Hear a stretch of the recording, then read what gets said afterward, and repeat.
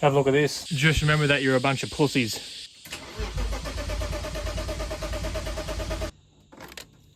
All right, we're back in business. Today, we're going to be painting this roll cage.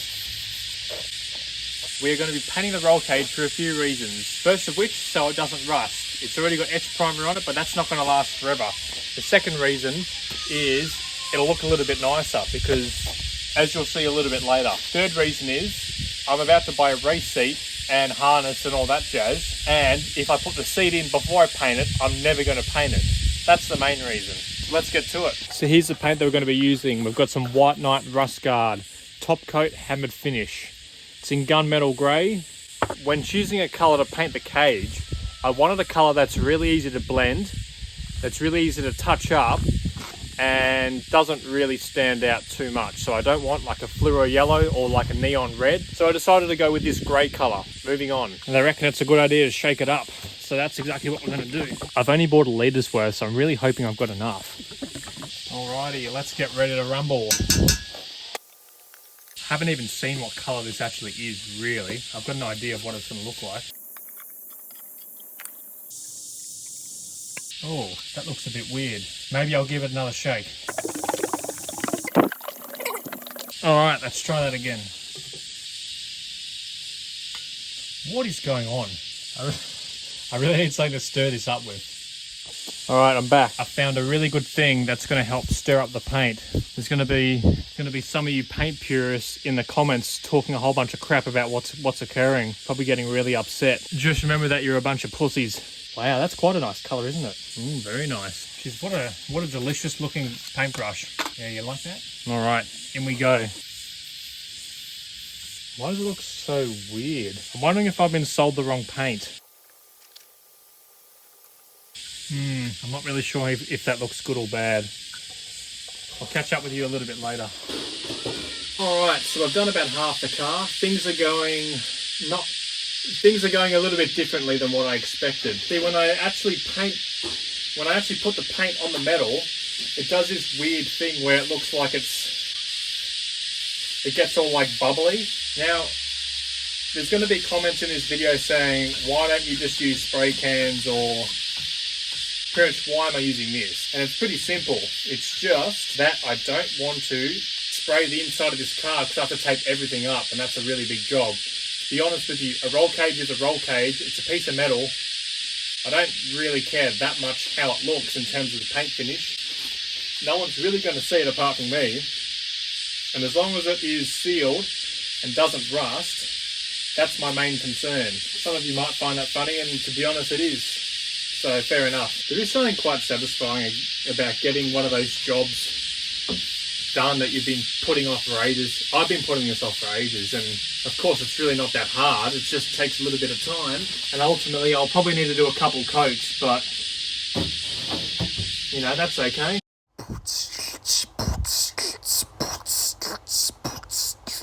Wow chicka wow wow. So whilst on the topic of the E36, the fuel pump is no longer working, and I'll show you exactly what I mean. So in case you don't know, in E36s, the fuel pump is on the driver's side rear. This is a right-hand drive car, so if you're in the US, maybe passenger side rear. The fuel pump, when you turn the key, it should prime for approximately 3 seconds, maybe 4 seconds, maybe 2 seconds, but point being, it should turn on. This doesn't do anything. I checked the fuses, which was under the bonnet. They are all good. And now I'm going to show you exactly what I found. Ready for this?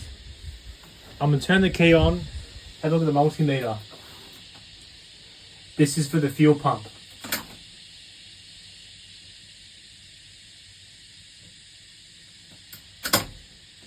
So there doesn't appear to be anything wrong with the wiring, but I'm just wondering why it's now on its third fuel pump. So that's going to be one of a couple things. There's crap in the fuel tank, and it keeps the fuel levels too low. There's crap in the fuel tank, and or there's a blockage in the fuel line or the fuel filter, which is causing the pump to work a lot harder. I think it's a combination of all three of those things. There's nothing wrong with the wiring, but there's no reason why it needs a third fuel pump, especially when I've checked the wiring and it's fine. I actually thought maybe because I've taken the whole interior apart, maybe there was a ground that I've left loose. But yeah, it's really bizarre. Alright, sit rep. New fuel pump is in. Come and have a look. So that's what it looks like. That was a real mission, especially to get the actual seal around where it slots into the fuel tank. Next mission is, at the bottom of the fuel tank there's a whole bunch of rubbish. I'm not sure if you can see that. There's a thin layer of dust and crap everywhere on the bottom of the fuel tank. Yeah, that's just revolting. And I don't want my brand new fuel pump to suck that up and do the exact same thing that this one did. So we're going to put some fuel system cleaner and some new fuel. I sucked out all of the fuel that was in the fuel tank because it was all stale and it had turned to varnish. So we'll put some new petrol in, see how we go.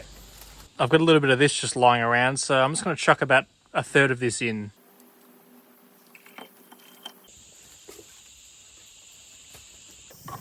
Have a look at this. So I've just done a Garn servo. I've gone to my local servo and put some premium 91 octane.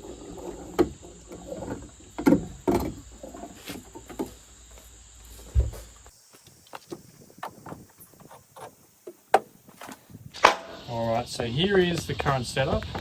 The hose on the right is the feed line and then the hose on the left is the return. So because the actual old hose had varnish on it, so because the old petrol had varnish and was kind of almost turning slightly corrosive, it actually ate through part of the hose. So I've had to do a bit of a bodge job, but we'll see if it holds. So what I'm going to do is I'm going to turn the key on and then we'll see if petrol leaks out of my new contraption. All right, let's have a look.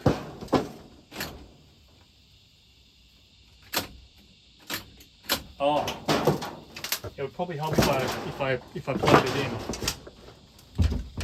All right, let's try that again.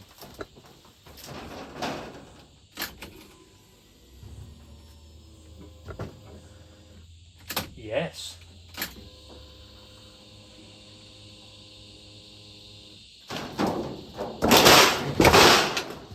So we're going to see if it's actually going to start now, which is really exciting. I mean, the old fuel pump was not working, so that probably explains why it wasn't starting, but you just never know.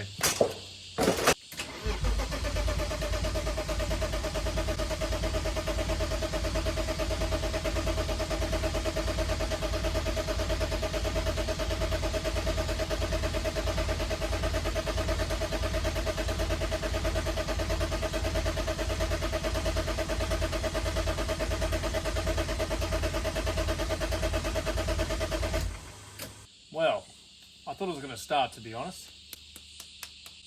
Trying to figure out why it's not. That's actually really annoying. I thought for sure it was going to start. Just unplug this MAC sensor.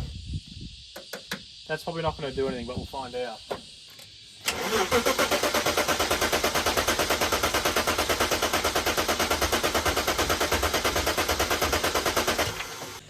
Alright, watch this.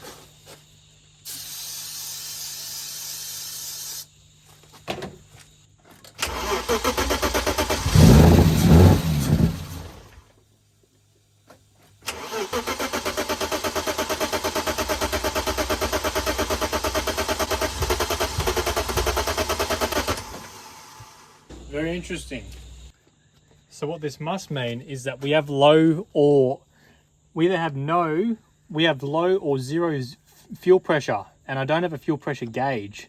So what I'm going to do is I'm just going to undo this feed line that goes to the injector rail and see if anything comes out. All right, fuel line is off. I'm going to turn the key and have a look.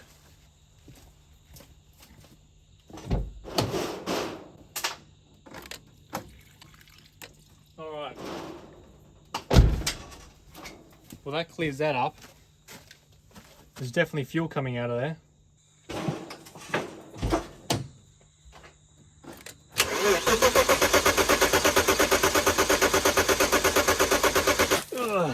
Alright, so here's the sit rep. My fuel wiring and hose routing job, that all works. That's really good. We have fuel pressure onto the actual fuel rail, still not starting. And then when I add brake cleaner and then floor the throttle, it coughs to life briefly and then stops. So fuel pump's working. We have fuel pressure at the rail, and quite a lot actually, more than enough to start, and doesn't want to start. So that makes me think that it's a problem with the fuel injectors and or the wiring to the fuel injectors. I've just done a quick look at the fuel injector wiring and it seems to be all good, but I'll double check it again, but I think I'm going to need to actually pull the fuel injectors out and have a look. I'm thinking that the fuel injectors have picked up some of the crap that was at the bottom of the fuel tank, and now they're probably blocked. But at the same time, I am a little bit surprised that I would have thought that all 6 would not be clogged. I thought it'd be running like crap. I thought it would at least run a little bit. It's not running at all.